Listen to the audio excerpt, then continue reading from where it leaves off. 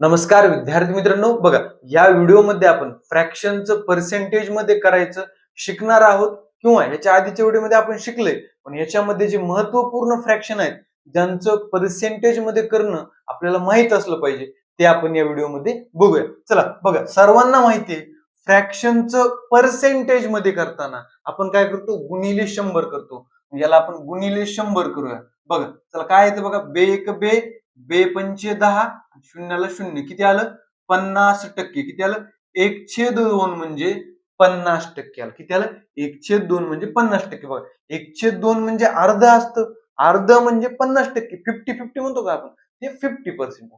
पुन्हा आता 1/3 ला पण करू, गुणिले 100. चला 3 एक 3, 3 त्रिक 9, पुन्हा उरला 1, 3 त्रिक 9, पुन्हा उरला 1. मग विद्यार्थी मित्रांनो याला आपण असं लिहू शकतो का, बघा पूर्णांक किती आला, 33. हा, बाकी किती उरली, 1 उरली, बाकी उरली 1. छेदस्थानी आपला छेद किती, 33.1/3. याचं उत्तर काय आलं, 33.1/3. याला आपण पॉइंट मध्ये सुद्धा करू शकतो. कसं, पॉइंट मध्ये कसं करायचं बघा. आता विद्यार्थी मित्रांनो 3 त्रिक 9, पुन्हा 1 उरला, 3 त्रिक 9, पुन्हा शेवटी 1 उरला. आता भाग जातोय का, जात नाही. पॉइंट द्यावा लागेल आपल्याला. पॉइंट दिला, एक शून्य घेऊ शकतो. 3 त्रिक 9, पुन्हा 1 उरला, पुन्हा शून्य घ्या. 3 त्रिक 9, हे थांबणार आहे का 3 3 याचं, नाही. याला आपण असंही लिहू शकतो का, 33.33%. बघा 1/3 ला आपण दोन प्रकारे लिहू शकतो. काय, 33.1/3 किंवा पॉइंट मध्ये 33.33%. बरोबर. चला आता पुढे 1/4 गुणिले 100 करा. सोप्यात सोपं. चला 4 एक 4, 4 दुनी 8, उरले 2, 4 25. किती आलं विद्यार्थी मित्रांनो, 25%. बघा बाकीच काही उरली नाही तर हा अपूर्णांक लिहायची गरज आहे का, पॉइंट मध्ये जायची गरज आहे का, नाही. बाकीच उरत नाही ना काही. चला पुढे 1/5 गुणिले 100 करा. चला 5 एक 5, 5 दुनी 10, शून्याला शून्य. किती आलं, 20%. काय आलं, 20%. चला पुढे 1/6 गुणिले 100. चला 6 एक 6, 6 एक 6, उरले किती, 4. 6 6 36, उरले 4. आता विद्यार्थी मित्रांनो 6 ने 4 ला भाग जातो का, नाही जात. पहिल्यांदा आपण काय करणार बघा, 16.4/6 लिहिणार. बरोबर का. पण विद्यार्थी मित्रांनो बघा 4 आणि 6 हे कट होतात का नाही, कट होतं तिथपर्यंत आपण कट करायचं. किती कट होतात, बेदुनी 4, बेत्रिक 6. याला मी 2/3 लिहू शकतो का, काय अडचण आहे का, नाही. 16.23% आलं. आता विद्यार्थी मित्रांनो अपूर्णांक आलाय, पूर्ण भाग गेला नाही, म्हणून आता आपण पॉइंट मध्ये लिहू. बरोबर का. चला पॉइंट मध्ये करूया ना, दोन्ही पद्धतीने आपल्याला कळलं पाहिजे. चला 6 एक 6, उरले 4. बरोबर. किती झालं, 6 6 36, पुन्हा उरले 4. आता विद्यार्थी मित्रांनो नीट बघा, 4 उरले. आता 4 ला भाग जातो का, जात नाही. मग आपण काय घेणार, पॉइंट घेणार. इथे झाले 40. 6 6 36, उरले 4, पुन्हा शून्य. 6 6 36, 6 6 थांबणार नाही. मग आपण आता लिहिणार काय बघा, 16.66%. बघा दोन्ही एकच असते बरं का, 16.203% काय किंवा 16.66% काय एकच असते. बरोबर का.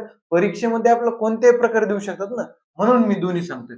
बघा 1/7 ला पण करूया. किती, गुणिले 100.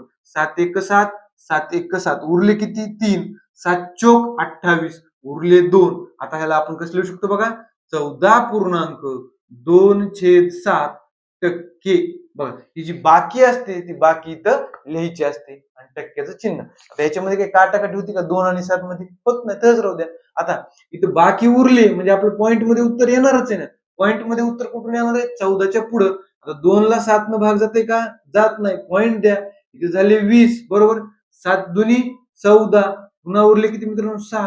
6 चे झाले 60, 7 8 56. आता विद्यार्थी मित्रांनो बरंच लांब जातं, परंतु आपण परीक्षेमध्ये पॉइंटच्या नंतर शक्यतो 2च अंकापर्यंत गणित करायचं असतं. उत्तर किती देणार, 14.28%. बघा आता विद्यार्थी मित्रांनो परीक्षेच्या दृष्टीने महत्वाचे अपूर्णांक कोणते, 1/2, 1/3, 1/4, 1/5, 1/6, 1/8 तर खूप महत्वाचं आहे. पुन्हा 1/9 एवढा नाही, 1/10, पुन्हा 1/16, पुढे 1/20. हे महत्वाचे आहेत. आता हे आपल्याला कॅल्क्युलेशन करायचं म्हणून घ्यायचं आहे आपल्याला, बरोबर. चला आता 1/8 खूप महत्वाचं, बरोबर. 1/8 खूप महत्वाचं आहे. चला 8 एक 8, 8 एक 8, उरले 2, बरोबर. पुन्हा 8 दुनी 16, आता उरले किती 4. 8 न 4 ला भाग जातो का? नाही जात. 8 पेक्षा 4 लहान आहे. मग आता आपण कसं लिहिणार बघा, 12 पूर्णांक बाकी 4 छेदस्थानी 8 टक्के. आता विद्यार्थी मित्रांनो बघा, 4 आणि 8 मध्ये कटाकटी होती का? नाही होती ना.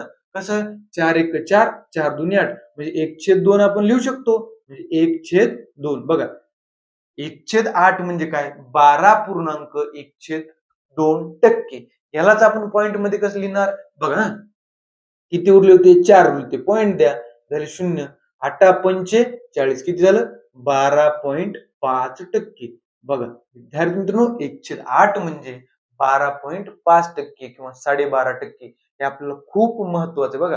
गणितामध्ये आपल्याला 37.5%, 62%, 87% अशा मोठ्या आणि पॉइंट मधल्या व्हॅल्यू दिल्या विद्यार्थी घाबरून जातात. आणि खूप सोप्या पद्धतीने आपल्याला करता येतं गणितामध्ये. पुढे आपण येणाऱ्या लेक्चर मध्ये ते समजून घेणार कसे सोप्या पद्धतीने सोडवायचं. चला 1/9 गुणिले 100. चला 9 एक 9, 9 एक 9, उरला 1, 9 एक 9, उरला 1. आता कसं लिहिणार आपण? 11.1/9%. हे झालं अपूर्णांकात लिहिलं आपण पुढला उरलेला भाग. आता पॉइंट मध्ये लिहू बघा. बाकी कुठे उरणार आहे? 11च्या पुढे उरणार आहे, म्हणजे पॉइंट इथं देऊ.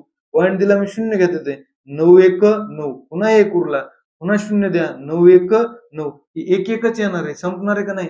याला आपण असं लिहू शकतो का? 11.11% असंही लिहू शकतो. काय अडचण आहे का विद्यार्थी मित्रांनो? बघा तुम्ही म्हणता इथं 2 व्हॅल्यू, काहीच अडचण नाही. दोन्हीचा अर्थ एकच असतो. 33.103% किंवा 33.33%. दोन्ही व्हॅल्यू आपल्या लक्षात राहायला पाहिजेत, बरोबर. चला पुढे आता विद्यार्थी मित्रांनो, पुढे काय आता 1/10 आहे, बरोबर. 1/10 म्हणजे गुणिले 100 करावं लागणार आपल्याला. चला 10 एक 10, 10 10 100, 1/10 म्हणजे 10%. काय अडचण आहे का? नाही. पुन्हा आता 1/11 गुणिले 100. चला 11 एक 11, 11 9 99, उरला 1. आता याला आपण असं लिहू शकतो का? 9.1/11%. याला आपण पॉइंट मध्ये पण लिहू शकतो. पॉइंट द्या. 11 9 99, उरला 1, 0 घ्या. 0 11 आणि 10 ला भाग जातो का? नाही. शून्याचा भाग द्या, पुन्हा झाली 0. 11 9 99. बघा याच्या पुढे आणखी गणित चालते, पण आपण पॉइंटच्या नंतर 2च अंकापर्यंत गणित करतोय. चला मग काय आलं? 9.09%. बरोबर आहे का? चला पुढं 1/12 गुणिले 100 करूया. चला 12 एक 12, बारी 8 96, उरले 4. आता 12 ने 4 ला भाग जाते का? नाही जात. लिहून टाका काय? 8.4/12%. आता विद्यार्थी मित्रांनो, 4/12 काटाकाटी होती का? होती ना बघा. 4 एक 4, 4 त्रिक 12, म्हणजे इथं किती येईल? 1/3 येईल. म्हणजे 8.1/3%. बरोबर का? आता हे पॉइंट मध्ये पण करता येईल ना आपल्याला. चला काय? पॉइंट द्यायचं, इथे झाले 0.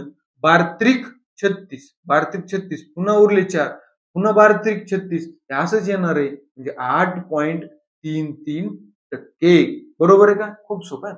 चला 1/16 करू आपण गुणिले 100. 16 एक 16, 16 सख्खी 96, उरले 4. म्हणजे याला आपण असं लिहू शकतो का? 6.4/16%. तर काटाकाटी होते का? होते ना. बघा 4 एक 4, 4 चौक 16, 6.104%. पॉइंट मध्ये कसं लिहिणार बघा. पॉइंट घ्या इथं, त्याला 0. बघा 16 दुनी 32, उरले किती विद्यार्थी मित्रांनो? 8. हे झाले 80, 16 85, म्हणजे त्याला आपण असं लिहतो का? 6.25%. बरोबर का? तर विद्यार्थी मित्रांनो, याच्या पुढचे आणखी महत्वाचे आणि परीक्षेच्या दृष्टीने खूप महत्वाचे पण आपण फ्रॅक्शन बघूया.